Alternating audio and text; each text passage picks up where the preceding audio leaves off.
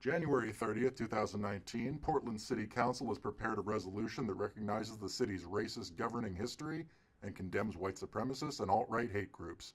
And the resolution is just as retarded as it sounds. I haven't seen this many Tumblr buzzwords since I was in college. All right, focus, Media Shadow, you can do this. The City of Portland condemns white supremacists and alt-right hate groups. Resolution. Whereas, nationally, there has been a rise of white nationalist, white supremacist, and alt-right hate groups, many of which have been emboldened by the words and actions of the current presidential administration. And, whereas, the New York Times has cited Eric Kaufman, a professor at Birkbeck University in London, who studies how ethnicity intersects with politics, as providing the following definition of white nationalism. The belief that national identity should be built around white ethnicity, and that white people should therefore maintain both a demographic majority and dominance of the nation's culture and public life. And whereas, like white supremacy, white nationalism places the interests of white people over those of other racial groups, and is therefore an ideology focused on maintaining white political and economic as well as demographic dominance, and it is at odds with our commitment to inclusion and multiracial democracy in Portland, Oregon. And whereas, the Oregon Constitution states, quote, "No law shall be passed restraining the free expression of opinion or restricting the right to speak, write, or print freely on any subject whatever, but every person shall be responsible for the abuse of this right," quote. Emphasis added. And whereas, while free speech is a core principle of American democracy, the agenda of white supremacist and alt-right hate groups seeks to destabilize American democracy, use fear as a control tactic, divide our community, and promote and ignite social animosities. And whereas, the state of Oregon has a racist governing history, including entering the Union as a whites-only state, refusal to ratify the 14th and 15th Amendment to the United States Constitution, and enacting black exclusion laws. And whereas, white supremacy groups called for the deportation of Japanese Americans following Pearl Harbor, leading to government action that resulted in the forced relocation of the Japanese Americans to incarceration camps with deplorable living conditions. And whereas, the city of Portland has a racist governing history that has created disparities due to redlining, the displacement of black communities through the construction of Interstate 5 and other projects, the failure to protect and preserve Vanport, and a history of bias in government services, including policing, all of which have led to the gentrification and decimation of historically black neighborhoods. And whereas, Portland has a documented history of white supremacist hate groups who have used intimidation and have committed violent repressions of individuals in our community. And whereas, there has been a recent surge of alt-right hate groups activity and hostility here in our home, conjuring painful memories of our city's past and causing harm to current residents. And whereas, the trauma inflicted on people of color by white supremacists and alt-right hate groups results in post-traumatic stress disorder and other psychological harm affecting educational, economic, and social outcomes. And whereas, Portland is proud to be a welcoming city, a sanctuary city, and an inclusive city for all. And whereas, our values are rooted in peace, respect, inclusivity, and equity, and we derive our strength from our diversity. And whereas, the city of Portland now celebrates and embraces our community, which includes people of all races, national origins, immigration or refugee statuses, heritages, cultures, religions, sexes, gender identities, gender expressions, sexual orientations, abilities, ages, and economic statuses. And whereas, the city of Portland condemns hate groups, xenophobia, racism, white supremacy, anti-Semitism, Islamophobia, homophobia, ableism, sexism, and other forms of bigotry. And whereas, the city of Portland is committed to undoing and eradicating the effects of past systematically racist practices from city government and all organizations contracted or affiliated with the city of Portland. And whereas, the city of Portland is proud to stand against those who propagate hate and incite fear and violence in our community.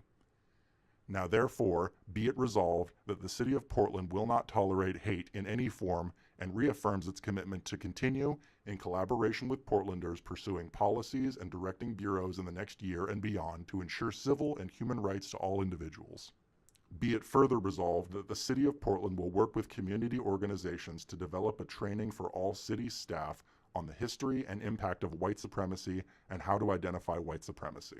Adopted by the Council, Mayor Ted Wheeler, Commissioners Fish, Fitz, Hardesty, and Udele.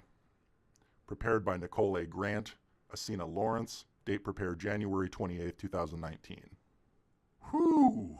Well, just a couple things I'd like to clarify.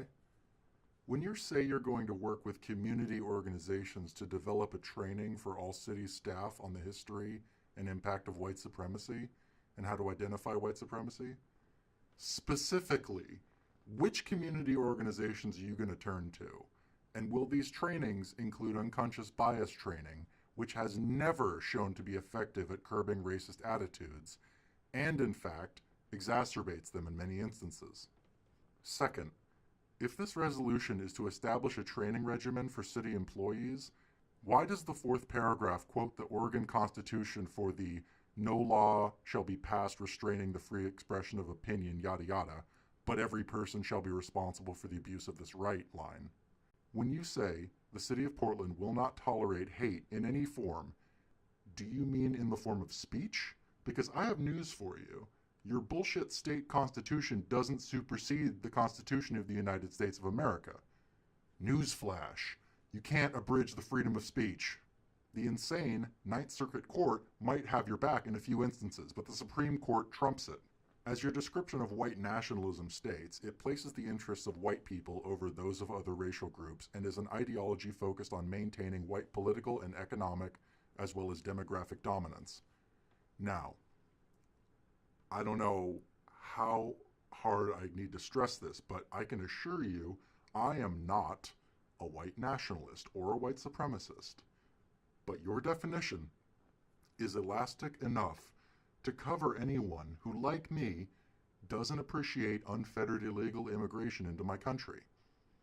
Inasmuch as those illegal immigrants aren't always white people, I now meet your definition of a white supremacist. See how that's a bit of a problem? You also condemn xenophobia later, which I'm quite sure my position on illegal immigration also firmly places me in the category of. You even state in this resolution that the City of Portland celebrates people of all immigration or refugee statuses, and you're proud to be a sanctuary city. I'll remember that the next time an illegal immigrant kills someone in the U.S. after having been deported back to their home country several times. On anti-Semitism, Jewish people believe that they're the chosen people of God, which directly contradicts the clause in this resolution about anti-Semitism. So if I were to call out a Jewish person for having a supremacist worldview, would I be engaging in anti-Semitism or calling out their xenophobia and racism?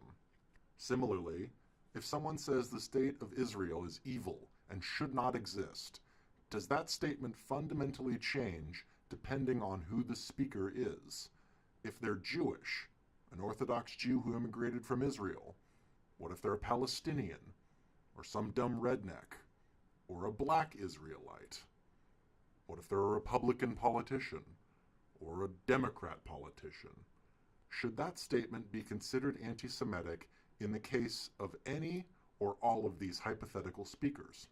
The Women's March was organized by openly anti-Semitic women, influenced by Louis Farrakhan, who they have yet to denounce.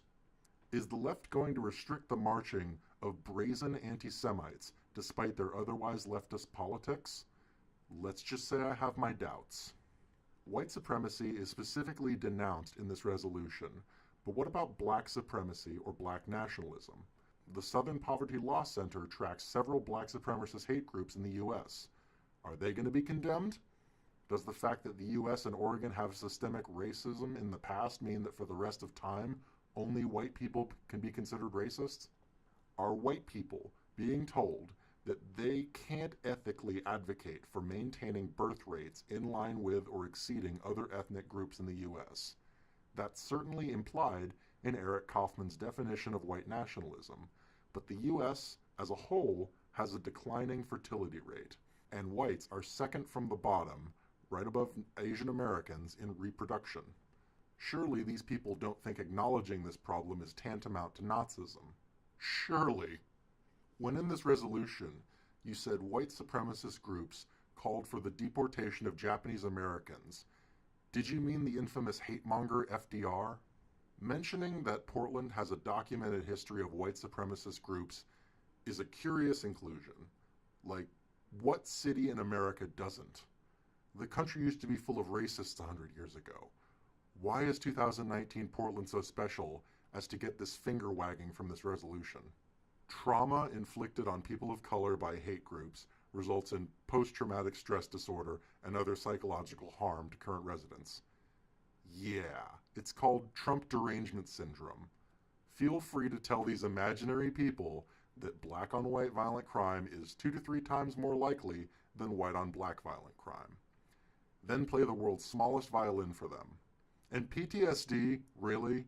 I'd love to see the numbers on PTSD treatments for people of color that told their doctors scary white people made them need pills. The fuck out of here. You say the city of Portland is committed to undoing and eradicating the effects of past systemically racist practices, and elsewhere you mention that equity is one of your values. Do you mean equality of opportunity or equality of outcome? Because you might have noticed that several large communist countries absolutely tried equality of outcome, and they ended up starving millions of people to death and gulagging millions of others. And at what point exactly are you going to know that you're done eradicating the effects of past racism? What metrics are you going to use? I'm serious about this. Incarceration rates? The number of middle or upper class from each of the ethnic groups that's equal to or above the percentage of the population they represent? The number of political representatives of people of color? Do you even know? Have you ever stopped to ask yourself the question of how you're going to know when you're done? Or is the point that you're never going to be done and you can always point the finger at systemic bigotry? How many reasonable, innocuous, common sense positions are now going to be punishable by mandatory social justice re-education gulags? And are any of these commitments to peace and love going to be held consistently for non-white people? If an Islamic group chants death to Israel, are they going to have the same free speech restrictions that Patriot Prayer will be faced with if someone brings a "You will not replace us" poster to a protest, for instance? And let's not forget that this resolution is being pushed by Mayor Ted Wheeler, the same guy who in 2018 tried to push a proposal that would give him, and him alone, the right to deny permits to protest. It was shot down, thank God, but it flew completely in the face of established First Amendment law. Maybe this resolution is all just feel-good, blowhard, empty gesture, but maybe it's rather the first shot in a battle this city, state, and nation will be fighting for a long time. Please comment below with what you want to tell Ted Wheeler about this resolution. Who knows what evil lurks in the hearts of men? The shadow knows.